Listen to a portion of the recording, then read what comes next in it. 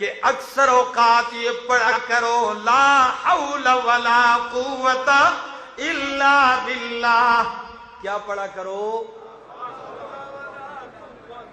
الا باللہ، لا حول ولا قوت الا باللہ. لا حول ولا قوت الا باللہ کا معنی کیا ہے؟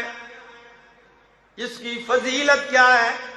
یقین جانیے، میں نے یہ جملہ 2 دفعہ کہا، اکثر کو یاد ہوگا اور کئیوں کو بچوں کو 2 دفعہ سننے سے بھی کیا ہو گیا ہوگا؟ یاد ہو گیا ہوگا. لیکن کمال اس جملے کا، فضیلت اس جملے کی، عظمت اس جملے کی یہ ہے، نبی کریم نے فرمایا اکثر اوقات بندہ غمگین رہتا ہے. ایک غم ہے، ایک ہم ہے. کیا؟ 2 لفظ ہوتے ہیں، ایک ہم اور ایک غم.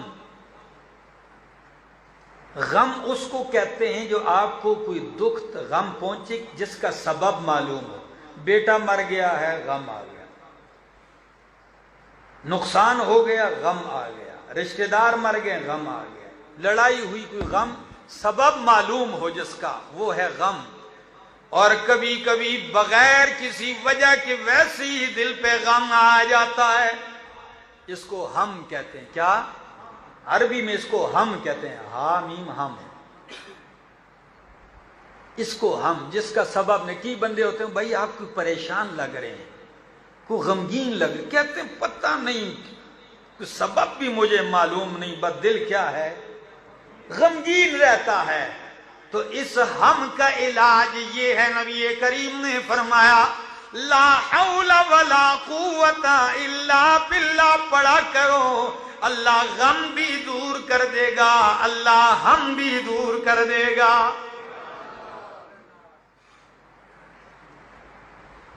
اور اس دعا کے کمالات میں ایک کمال یہ بھی ہے، جو لوگ اکثر غمگین رہتے ہیں اور پھر وسوسے کی بیمار بن جاتے ہیں، کس کے؟ پھر وسوسوں میں مبتلا ہو جاتے ہیں، ان کا بہترین علاج کیا ہے؟ لا حول ولا قوت الا باللہ. اب فضیلت سنیے، نبی کریم نے فرمایا، ابو ذر فرمایا کثرت سے یہ پڑھا کر لا حول ولا قوت الا باللہ فإنہن من کنز تحت العرش. یہ عرش کے نیچے کے خزانوں میں سے ایک خزانہ ہے. یہ عرش کے خزانوں میں سے ایک خزانہ ہے. لوگوں نے اس کو جتنا معمولی سمجھا ہوا ہے، اللہ کی قسم یہ اتنا ہی عظمت والا جملہ ہے. ورد بنا لو، پھر دیکھنا اس کے کمالات. اور میں پڑھتا ہوں ذرا احادیث سے، آپ ذرا سنیے اس کا معنی کیا ہے. پہلے معنی سمجھو گے پھر آپ کو پڑھنے بھی مزہ آئے گا. لا حول ولا قوت الا باللہ. حضرت عبداللہ ابن عباس رضی اللہ تعالیٰ عنہ صحیح بخاری میں اس کا معنی ذکر کرتے ہیں. لا حول، اللہ مجھے نیکی کرنے کی کوئی طاقت نہیں مگر تیرے ساتھ جب تو دے گا تو نیکی کروں گا. ولا قوت الا باللہ، اللہ میرے اندر کوئی طاقت نہیں گناہ سے بچنے کی مگر تیرے بچانے سے بچوں گا. نیکی کی طاقت بھی تو دے گا تو کروں گا، گناہ سے بھی تو بچائے گا تو بچوں گا. یہ مختصر معنی محدثین نے اتنی باتیں اس کے ضمن میں کی ہیں کہ ایک مستقل جمعہ اس پہ ہو سکتا ہے. یہ کلمہ توحید بھی اس کو سمجھ لو کہ میری کوئی طاقت نہیں، کسی کی کوئی طاقت نہیں، الا باللہ، لا حول ولا قوت الا باللہ. اور ایک حدیث کے اندر نبی اکرم صلی اللہ تعالی علیہ وسلم نے فرمایا، مسند احمد کی حدیث ہے، حضرت عبداللہ ابن عمر ابن عاص رضی اللہ تعالیٰ عنہ فرماتے ہیں کہ نبی کریم نے فرمایا ما علی الارض رجل یقول لا الہ الا اللہ واللہ اکبر وسبحان اللہ والحمد للہ ولا حول ولا قوة الا باللہ الا کفرت عنہ ذنوبہ ولو كانت اکثر من زبد البحر. زمین پہ جب بھی کوئی یہ جملہ کہے لا الہ الا اللہ واللہ اکبر سبحان اللہ والحمد للہ لا حول ولا قوة الا باللہ، یہ کلمات اس کے گناہوں کا کفارہ بن جائیں گے اگرچہ اس کے گناہ سمندر کی جھاگ سے بھی زیادہ ہوں. کوئی روایت ضعیف نہیں، صحیح احادیث پڑھ رہا ہوں، موضوعات نہیں. ذرا آگے بھی سنیے. دوسری حدیث ابو داؤد کی ہے. نبی کریم صلی اللہ تعالی علیہ وسلم نے فرمایا، حضرت انس بن مالک فرماتے ہیں ان النبی صلی اللہ علیہ وسلم قال اذا خرج من بیتہ، جب کوئی بندہ اپنے گھر سے نکلتا ہے فقال بسم اللہ توکلت علی اللہ لا حول ولا قوة الا باللہ. گھر سے نکلتے ہوئے کیا جملہ کہتا ہے؟ اور سنت طریقہ بھی یہی ہے، یہ مسنون دعا ہے. گھر سے نکلے بسم اللہ توکلت علی اللہ لا حول ولا قوة الا باللہ، یہ جملہ کہتا ہے فیقال لہ. آپ تو گھر سے کہہ کے نکلتے ہیں تو کیا جواباً کہا جاتا ہے اللہ کی طرف سے؟ فیقال لہ حسبک، کیا؟ حسبک قد کفیت وہدیت ووقیت. اللہ اکبر. حسبک تیرے لیے یہی کافی ہے، قد کفیت تیری کفایت کر دی گئی ہے، وہدیت تیری رہنمائی کر دی گئی ہے، ووقیت تجھے ساری تکلیفوں شروں سے بچا لیا گیا ہے.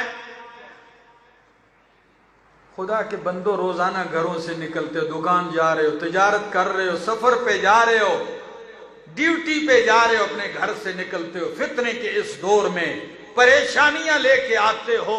گھر سے نکلتے ہو ماں باپ پریشان ہیں، گھر سے نکلتے ہو بیوی بچے پریشان ہیں. خدا جانے کیا ہوگا، کیا پیش آئے گا. نبی کریم کی یہ معصوم دعا کیوں نہیں یاد کرتے ہو، کیوں نہیں پڑھتے ہو؟ مسلمانوں، آپ کی خیر اور بلائیاں پیغمبر نے اپنی زبان میں جمع کر دی ہے، اپنے کلمات میں. مسلمان پریشان ہے، اس کی پریشانیوں کا مداوع 1400 سال پہلے پیغمبر نے بتا دیا ہے. گھر سے نکلو بسم اللہ توکلت علی اللہ لا حول ولا قوة. جب یہ جملہ کہتے ہو اعلان ہوتا ہے قد ہدیت وکفیت ووقیت، تجھے بچا لیا گیا، تیری کفایت کر لی گئی ہے، تیری رہنمائی کر لی گئی ہے. شیطان بھی نکلتا ہے اس کے ساتھ. تو جب یہ اعلان شیطان سنتا ہے پیچھے ہٹ جاتا ہے. سنیے ذرا. وہدیت تو فیلق الشیطان شیطانا آخر، ایک شیطان دوسرے سے ملتا ہے. او بھائی کیوں پیچھے ہو گئے ہو، جاؤ نا اس بندے کے ساتھ لگ جاؤ گمراہ کرنے کے لیے.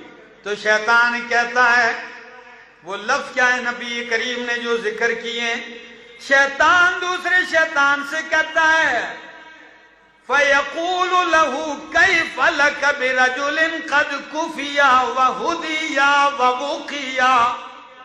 او شیطان، تیرا کیا بس چلے گا اس بندے پر جس کی کفایت اللہ نے کر دی، جس کی رہنمائی اللہ نے کر دی، جس کو حفاظت میں اللہ نے لے لیا ہے. اس کے پیچھے جانے کا کیا فائدہ؟ یاد کر لو میرے دوستو، یاد کر لو یہ دعا. اس کا لطف دیکھو گے. لا حول ولا قوت الا باللہ کثرت سے پڑھا کرو، یہ جنت کے خزانوں میں سے خزانہ ہے. اور ایک حدیث اور بھی سن لی، الا ادلک علی باب من ابواب الجنہ،